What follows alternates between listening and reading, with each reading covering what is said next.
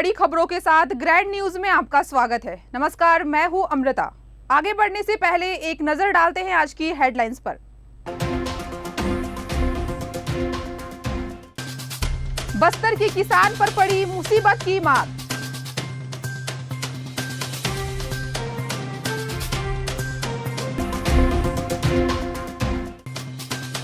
बदनाम करने की धमकी देने वाले युवक पर बस्तर पुलिस की कार्यवाही।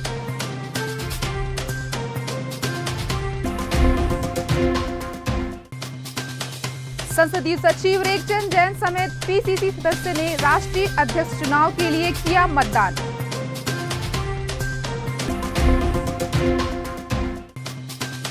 बस्तर जिले के 30 क्रिकेट खिलाड़ियों का हुआ चयन।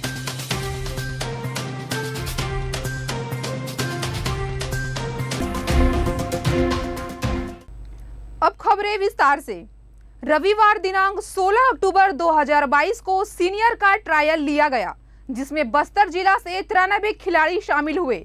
सिलेक्टरों के द्वारा उनका ट्रायल लिया गया, जिसमें से 30 खिलाड़ियों का चयन किया गया है, जिनका कैंप लगाकर और सिलेक्शन मैच करवाकर अंतिम 15 खिलाड़ियों की सूची जारी की जाएगी, जो छत्तीसगढ़ क्रिकेट संघ द्वारा आयोजित होने वाले प्लेट ग्रुप अंतर जिला क्रिकेट प्रतियोगिता में बस्तर का प्रतिनिधित्व करेंगे। चयनकर्ता सुनील पठारिया, प्रदीप गुहा, महेंद्र साहू, प्रीतपाल सिंह, विवेक राय, करणदीप सिंह थे। इस मौके पर जिला क्रिकेट संघ के पदाधिकारी सदस्य श्री आनंद मोहन मिश्र, राजकुमार महतो, शिवनारायण मोहंती, प्रेम झा, विश्व मोहन मिश्र, अनूप मेहरा, शाहिद खान, रविंद्र ठाकुर उपस्थित थे। छत्तीसगढ़ स्टेट क्रिकेट संघ द्वारा दिए गए निर्देशानुसार आज हम लोग सीनियर वर्ग का ट्रायल करा रहे हैं। यह ट्रायल जो है डे मैच माने टेस्ट मैच के आधार पर होता है और उसका T20 मैच के लिए। तो इसमें आज कुल 93 खिलाड़ी हमारे बस्तर जिला से, जिसमें लौंडीगुड़ा विकासखंड से हैं, जगदलपुर विकासखंड से हैं, तोकाबाल, सभी 7 विकासखंड से सम्मिलित हुए हमारे जो पंजीकृत खिलाड़ी हैं। जिसमें कुल आज 93 खिलाड़ी आए हैं और जिसमें हमारे सेलेक्टर द्वारा ट्रायल लिया जा रहा है और 30 खिलाड़ियों का इसमें चयन किया जाएगा और उसके बाद इनका कैंप लगाकर इनका सिलेक्शन मैच कराकर अंतिम 15 खिलाड़ियों की सूची सेलेक्टर द्वारा तैयार की जाएगी। आपको किस लेवल के क्रिकेट खेलना है, क्योंकि हमारा कंपटीशन जहाँ पर हो रहा है वहाँ पर भी जो है जिले बहुत ज़्यादा मेहनत कर रहे हैं, इसलिए ऐसे लोग तैयार करते हैं तो वो पहले अपनी तैयारी करते रहते हैं। और इससे क्लब हैं उनका बड़ा योगदान रहता है। जितने क्लब हैं ये अपने बच्चों को तैयारी करवाते हैं और वहाँ से जो सेलेक्टेड जो हैं हमारे खिलाड़ी यहाँ पर आते हैं और यहाँ आने के बाद उन उत्कृष्ट खिलाड़ियों में से हमको 15 खिलाड़ी चुनने होते हैं।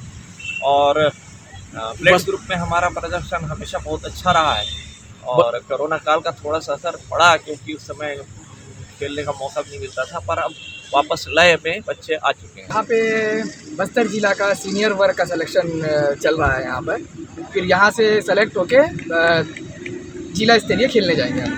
आप कहाँ खेल चुके हो इससे पहले? बहुत सारे स्टेट्स में खेल चुके हैं, जैसे वेस्ट बंगाल, गुजरात, और जैसे कि मेरे साथ अब्दुल अनस खान है, वो भी अभी अंडर 19 खेल के आया है, सेमीफाइनल छत्तीसगढ़ पहुँचा था।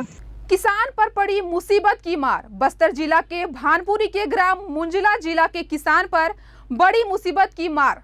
किसान के द्वारा विगत कई सालों से किसानी का कार्य किया जा रहा है।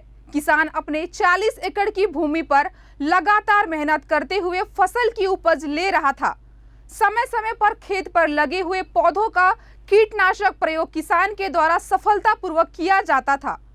कुछ दिन पूर्व बायर कंपनी की कीटनाशक दवा का छिड़काव उसके द्वारा टमाटर की फसल पर 14 एकड़ की खेती पर किया गया, जिसके कारण 3 दिन के अंतराल में पूरे पौधे सूखकर मर गए। पौधों को बचाने के लिए किसान के द्वारा भरसक प्रयास किया गया, किंतु नतीजा सिफर रहा। 14 एकड़ की फसल नुकसान होने से किसान को लगभग 1.5 करोड़ के नुकसान होने की बात कही गई है। किसान के द्वारा नुकसान के संबंध में जगदलपुर कलेक्ट्रेट में संबंधित अधिकारियों को आवेदन दिया गया। मैं खेती टमाटर का कर रहा हूँ। अलग अलग 3 जगह में टमाटर लगाया था। बायर का नेटियो जो फंगीसाइड पाउडरी बिल्डू के लिए है, उसका छिड़काव किया दूसरे दिन पूरा ही पौधा झुलस गया और तीनों जगह एक ही साथ झुलस गया, मर गया। कितने एकड़ में लगा? 14 एकड़ में लगा था। लगभग कितने का नुकसान हुआ है? पूरा ही 14 एकड़ में नुकसान हो गया। लगभग कितने पैसे हो गए? लगभग 1 करोड़ 1.5 करोड़ का नुकसान हुआ है। क्या ऋण भी दिया था आपने? हाँ, बैंक से ऋण भी है और दुकानदारों से भी दवाई दुकान से भी उधारी में दवाई खरीदे हैं। विभाग के पास गए थे कि? विभाग के पास भी गए थे। क्या था? विभाग जांच कर रहे हैं बोल रहे हैं, लेकिन अभी तक पता ही नहीं चला है। बायर कंपनी का एक नेटिव दवाई आता है फंगीसाइड, उसका छिड़काव करने के बाद दूसरा दिन से वो पौधा पूरी तरह से झुलसना चालू हो गया। वो भी 3 जगहों में है। तीनों जगहों में एक ही दिन दवाई मारा गया, क्योंकि मौसम को देखते हुए तीनों जगह एक ही बार छिड़काव किया गया था और तीनों दूसरा दिन झुलसना चालू हो गया। और इसमें से तो हम लोग का मित्र का है और उसके बाद दो लोगों का और सुनाई में आया है कि एक माकड़ी का है, एक गिरोला का है। उप पुलिस महानिरीक्षक एवं वरिष्ठ पुलिस अधीक्षक जितेंद्र सिंह मीणा के नेतृत्व में बस्तर पुलिस द्वारा आपराधिक तत्वों के विरुद्ध लगातार कार्रवाई की जा रही है। इसी तारतम्य में इंस्टाग्राम में फोटो भेजकर बदनाम करने की धमकी देने वाले युवक पर कार्रवाई करने में बस्तर पुलिस को बड़ी सफलता मिली है।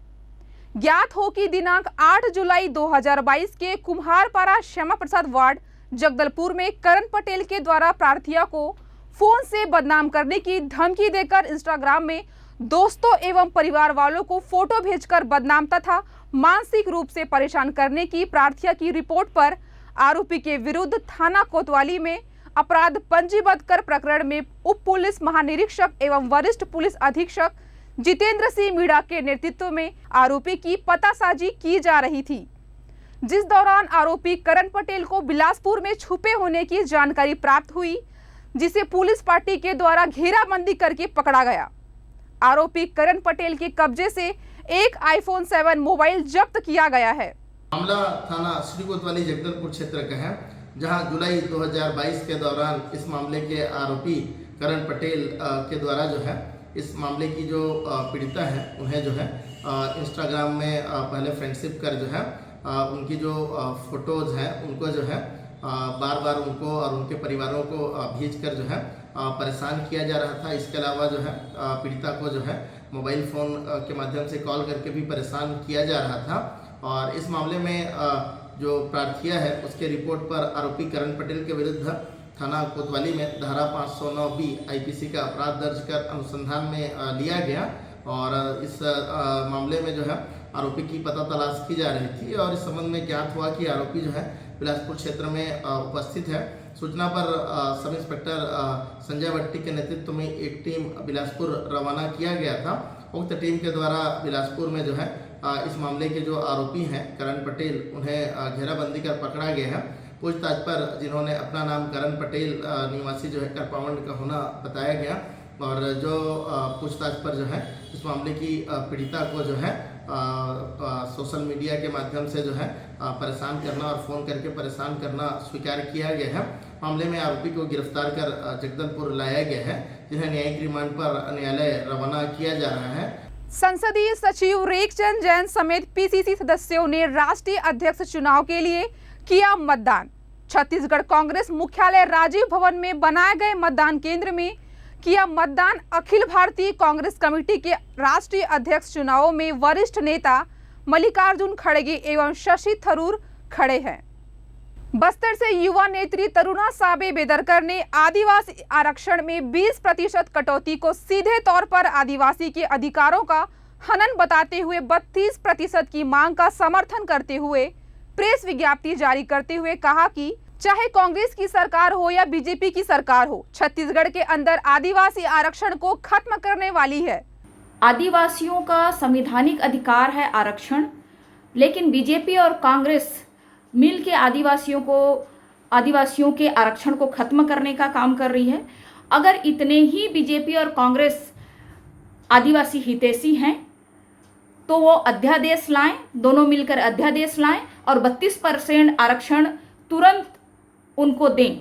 मैं ये मांग करती हूँ क्योंकि जिस प्रकार से जो एक छत्तीसगढ़ सरकार है वो अपना पक्ष हाई कोर्ट में नहीं रख पाई आदिवासी के हित के लिए, और जो आज वो कह रहे हैं हम सुप्रीम कोर्ट तक अपनी बात रखेंगे, तो ये इस प्रकार की राजनीति करना बंद करें। क्योंकि जो पक्ष वो हाई कोर्ट में नहीं रख पाए तो सुप्रीम कोर्ट में किस तरह से आदिवासियों का पक्ष रखने में वो सक्षम हो पाएंगे। इसलिए कांग्रेस और बीजेपी आपसी सहमति से अध्यादेश पारित करें और तुरंत ही इनको 32% आरक्षण दिया जाए। ज्ञात हो कि बस्तर सांसद श्री दीपक बैज इन दिनों अपने क्षेत्र में धुआंधार दौरा कर रहे हैं, साथ ही साथ क्षेत्र की जनता के साथ मिलकर उनकी समस्याओं से रूबरू हो रहे हैं। आज इसी तारतम्य में ग्राम पंचायत पलवा पहुंचते ही ग्रामीणों ने अपने सांसद का गाजे बाजे के साथ ऐतिहासिक स्वागत किया। इन दिनों बस्तर सांसद दीपक बैज अपने निधि एवं अन्य मदों से स्वीकृत कार्यों का लगातार भूमि पूजन कर रहे हैं। इसके साथ ही जनता के बीच पहुंचकर सरकार की योजनाओं एवं अपने कार्यों को जनता के बीच रख रहे हैं, जिससे कि जनता उनको सुनने, देखने एवं मिलने के लिए सैकड़ों की तादाद में एकजुट हो रहे हैं। सांसद दीपक बैज ने करोड़ों के कार्यों का किया भूमि पूजन एवं लाखों के कार्यों के लिए घोषणा। मुख्यमंत्री भूपेश बघेल ने दी भानपुरी और नानगुर तहसील की सौगात। जगदलपुर 17 अक्टूबर 2022 मुख्यमंत्री भूपेश बघेल ने अपने निवास कार्यालय में आयोजित वर्चुअल कार्यक्रम में प्रदेश में नवगठित 10 राजस्व अनुविभागों एवं 25 नवीन तहसीलों का उद्घाटन किया है। इनमें बस्तर जिले के भानपुरी और नानगुर तहसील भी शामिल हैं। बस्तर तहसील से अलग होकर बने भानपुरी और जगदलपुर तहसील से अलग होकर बने नानगुर तहसील के शुभारंभ कार्यक्रम के अवसर पर उपस्थित जनसमूह में अत्यंत उत्साह देखा गया। अगली खबर अंतागढ़ से। आधी रात को माओवादियों ने 4 गांव में 4 गाड़ियों को किया आग के हवाले, वहीं 2 गाड़ियों की तोड़फोड़। 4 गांव निक्को माइंस में आधी रात को नक्सलियों ने 4 गाड़ियों को आग के हवाले किया तथा 2 गाड़ियों में की तोड़फोड़। जहां नक्सलियों द्वारा जलाए गए वाहनों में से 2 निजी वाहन भी थे जो एक होटल के समीप खड़ी थी। माइंस में लगे वाहनों को जलाना माइंस के विरुद्ध करना समझ आता है, लेकिन ग्रामीणों के वाहन जलाना नक्सलियों के मंसूबे समझ से परे है। संवेदनशील 4 गांव निक्को माइंस के इस क्षेत्र में नक्सलियों द्वारा लगातार घटना को अंजाम दिया जा रहा है। साल 2014 में भी 20 गाड़ियों को नक्सलियों द्वारा आग के हवाले किया गया था। वहीं एक सप्ताह पहले पूर्व सरपंच सियाराम रामटेके को भी 2 गोली मारकर घटना को अंजाम दिया गया, जिनका इलाज जारी है और खतरे से बाहर है। नक्सलियों द्वारा लगातार क्षेत्र में हो रहे घटनाओं से क्षेत्रवासियों और पुलिस प्रशासन के लिए एक चिंता का विषय बना हुआ है और ये होने वाले इस घटना से 4 गांव निक्को माइंस के क्षेत्रवासियों में काफी दहशत बना हुआ है। अगली खबर राजनांदगांव जिले से। ग्राम पंचायत लाल बहादुर नगर को लंबे समय से तहसील बनाने की मांग क्षेत्रवासियों द्वारा की जा रही थी, जो आज पूरी हुई।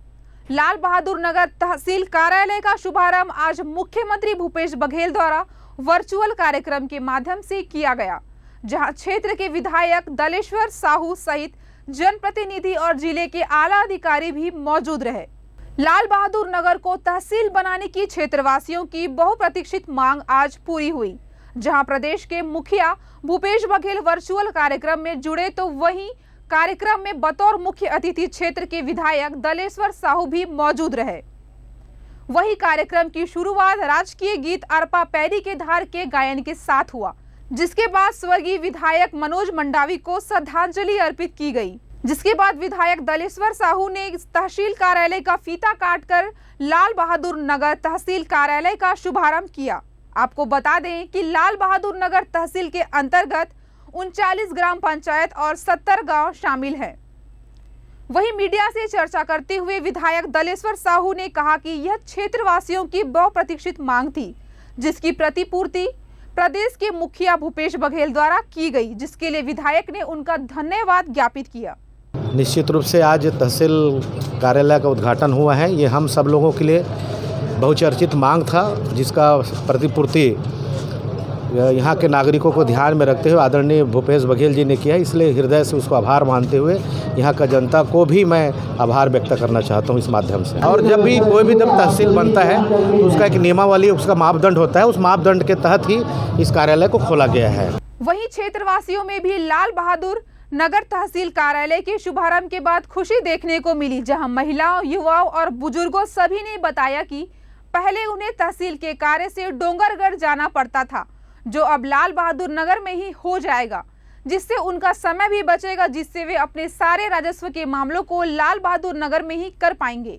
नए तहसील बनने से गांव वालों को बहुत ही फ़ायदा है और आसपास के गांव वालों को भी बहुत फ़ायदा है इसमें। और हमारे नवयुवक जो बेरोज़गार उनको भी रोज़गार मिल जाएगी, क्योंकि जैसे फ़ोटोकॉपी कई तरह का काम रहता है, वो भी जो हमें डोंगरगढ़ जानी पड़ती थी, अब डोंगरगढ़ नहीं जाने की ज़रूरत पड़ेगी और हम महिलाएँ स्वयं अपना काम स्वयं कर लेंगे। और मैं तो अपना स्वयं करती हूँ, मैं अपना काम। और अभी मैं अपना दीपावली का पटाखा सीजन से ही काम में गई थी डोंगरगढ़, फिर मालूम यहाँ तहसील की उद्घाटन है बोल के जानकारी पहले से भी थी, फिर भी मैं चलो उद्घाटन में शामिल हो जाती हूँ बोल के, और मुझे बहुत खुशी है। और मुख्यमंत्री को भी धन्यवाद देती हूँ कि नया तहसील बनाए, और हम गाँव वाले गाँववासियों की तरफ से भी बहुत बहुत बधाई। इसमें बहुत सी सुविधाएँ मिलेगी। पहले क्या है, डोंगरगढ़ बड़ा क्षेत्र होने की वजह से वहाँ बहुत काम बढ़ जाता था और 1 दिन 2 दिन चक्कर काटना पड़ जाता था। अब क्या है, नज़दीक हो गया। जैसे चार भाटा वालों के लिए 30-40 किलोमीटर पड़ता था, वो 20-25 किलोमीटर पड़ेगा। तो उससे क्या है, अब काम जल्दी सलटेगा और आधे डिवाइड होने से काम फास्ट होएगा, इससे बेनिफिट मिलेगा और काम जल्दी होगा। ग्रैंड न्यूज़ में आज बस इतना ही, फिर मुलाकात होगी कुछ और खबरों के साथ। तब तक के लिए मुझे दीजिए इजाज़त। नमस्कार।